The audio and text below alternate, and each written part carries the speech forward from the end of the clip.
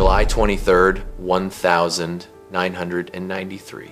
Michael Jordan stood at the absolute peak of human achievement. 3 consecutive NBA championships, global icon, untouchable, invincible. That morning, he woke up as the greatest athlete on planet Earth. By nightfall, he would receive a phone call that would shatter him into pieces no trophy could ever put back together. His father was gone, murdered.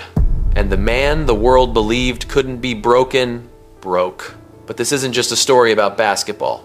This is about what happens when greatness collides with tragedy, when the highest highs meet the lowest lows, and what it truly costs to become immortal.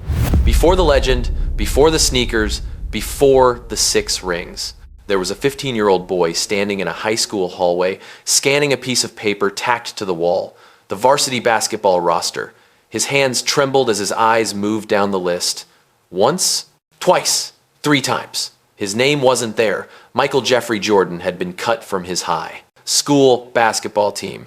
The walk home that day felt eternal, every step heavier than the last. When he finally reached his bedroom, he closed the door, collapsed onto his bed, and did something the world would never see him do on a basketball court. He cried. Deep, gut-wrenching sobs that came from a place of pure humiliation. When I got cut, I went home and cried. He would later admit, his voice still carrying the weight of that moment decades later. But here's what separated Michael Jordan from every other kid who got cut that year. That night, as tears dried on his face, something ignited inside him. Not hope, not optimism, something far more dangerous. Rage. The kind of rage that doesn't fade with time. The kind that turns boys into machines. His father, James Jordan, heard the crying. He walked into that dark bedroom, sat on the edge of the bed, and said something that would echo through history. Use it, son. Let them see what they missed. What happened next would become the blueprint for the most relentless competitor the world has ever witnessed. Michael woke up before sunrise. He practiced until he couldn't feel his fingers. He worked when everyone else slept. He pushed through pain that would have hospitalized lesser athletes. Every dribble against that cold concrete was a promise. Every shot in the darkness was revenge, being prepared. By the time he graduated high school, college scouts across America were in a bidding war for the kid who wasn't good enough for varsity. March 29th, 1982, the NCAA championship game. Michael Jordan was just a freshman at the University of North Carolina, drowning in pressure he had no business surviving. Georgetown's defense was suffocating. The game was tied. 17 seconds left. The ball came to him not because he was the star, but because everyone else was too terrified to take the shot. Time slowed. The Superdome held 61,000 people. But in that moment, Michael heard nothing, felt nothing, saw only the rim. He rose up, released, and the ball left his fingertips with a rotation so perfect it looked like destiny itself. Swish. North Carolina wins the national championship. But more importantly, Michael Jordan discovered something far more valuable than a trophy. He discovered he was built for moments when everyone else falls apart. That shot gave me the confidence to be Michael Jordan, he would later say, but confidence without testing is just arrogance. And the universe was about to test him in ways no young man should ever endure. By 1993, Michael Jordan had conquered basketball. 3 straight championships, 5 MVP awards. He had become more than an athlete. He was a cultural phenomenon. Air Jordan sneakers were generating hundreds of millions. His face was on every billboard from Chicago to Tokyo. He was, by every measurable standard, living the dream. But dreams have a way of turning into nightmares when you least expect it.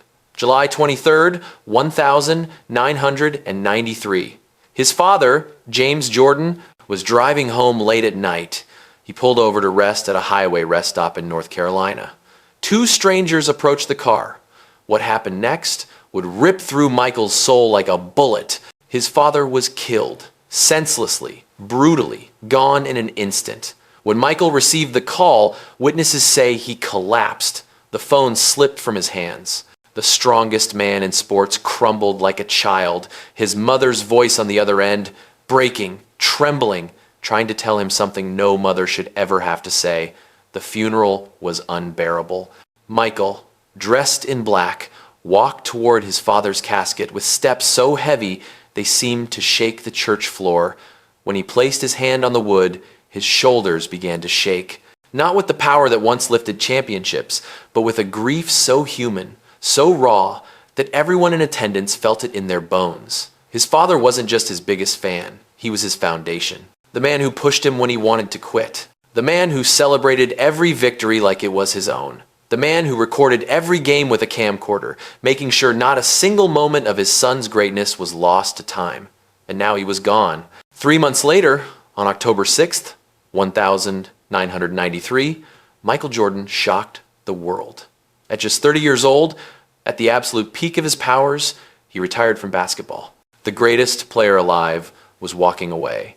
Not because his body failed him, not because he lost his skill, but because without his father there to witness it, every victory felt empty. The press conference was surreal. Reporters sat in stunned silence. Fans watching at home couldn't process what they were hearing, but Michael's eyes told the truth. They were the eyes of a man who had lost something basketball could never replace. What Michael did next confused everyone. He announced he was going to play professional baseball. Not as a publicity stunt, not as a hobby.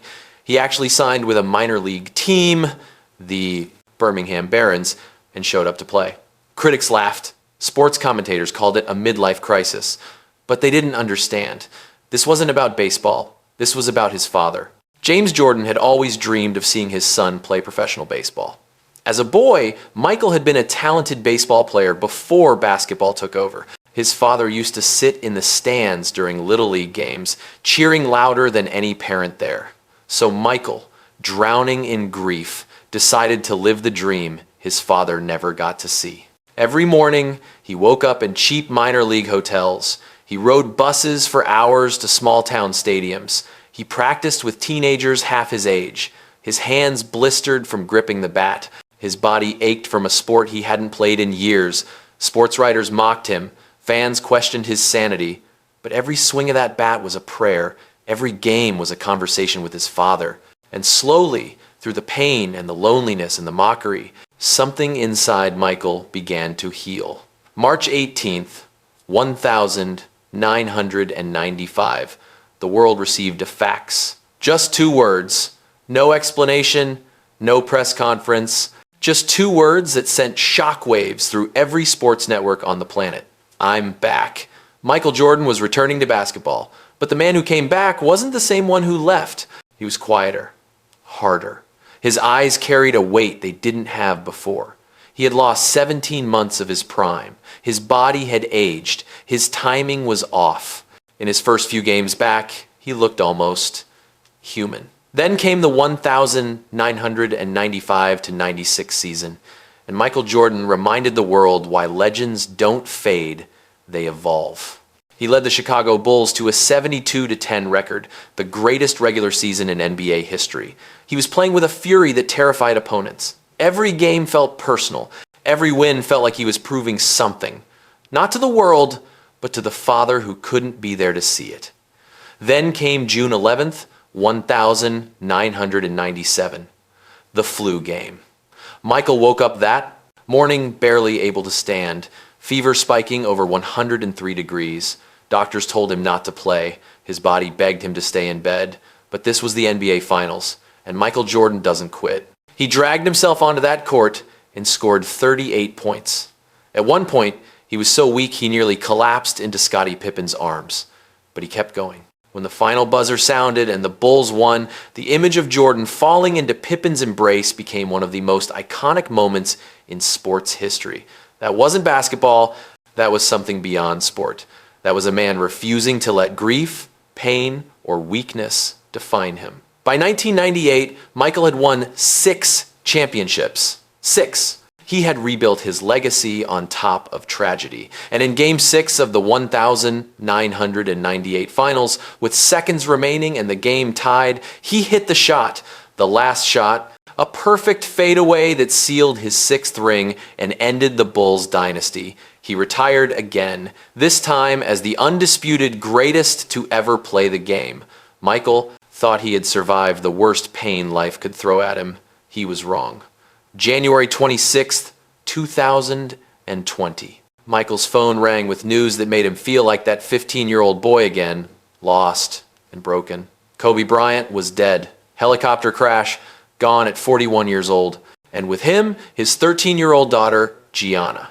Kobe wasn't just another player. He was Michael's little brother, the one who called him at 2 a.m. to ask about footwork, the one who studied every move, every decision, every mindset, the one who became the closest thing to Michael Jordan 2 the world would ever see. At Kobe's memorial, Michael stood in front of thousands and cried. Not polite tears, real, uncontrollable sobbing. When Kobe died, a piece of me died, he said, his voice cracking. The man who the world thought was invincible had been broken twice, and both times it was by losing someone he loved. Today, Michael Jordan is 62 years old. His net worth is estimated at $3.5 billion. He owns mansions, private jets, exotic cars, and a business empire that generates hundreds of millions annually. The Jordan brand alone makes more money than most Fortune 500 companies. But if you ask him what matters most, he'll tell you about his wife, Yvette, and their twin daughters. He'll tell you about mornings spent at home instead of in boardrooms.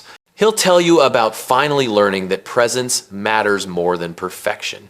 Michael Jordan's story isn't just about basketball. It's about a boy who was told he wasn't good enough and turned that rejection into rocket fuel.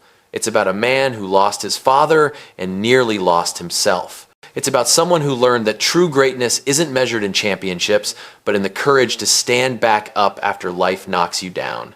If this story moved you, hit that like button right now.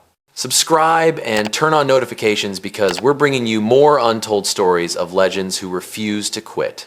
Share this with someone who needs to hear it today. Someone fighting their own battle. Someone who needs to know that even the greatest fall, but the truly great rise again. Drop a comment and tell us, what's the biggest setback you've ever turned into a comeback? From all of us, keep fighting, keep rising, and remember, legends aren't born. They're forged through fire.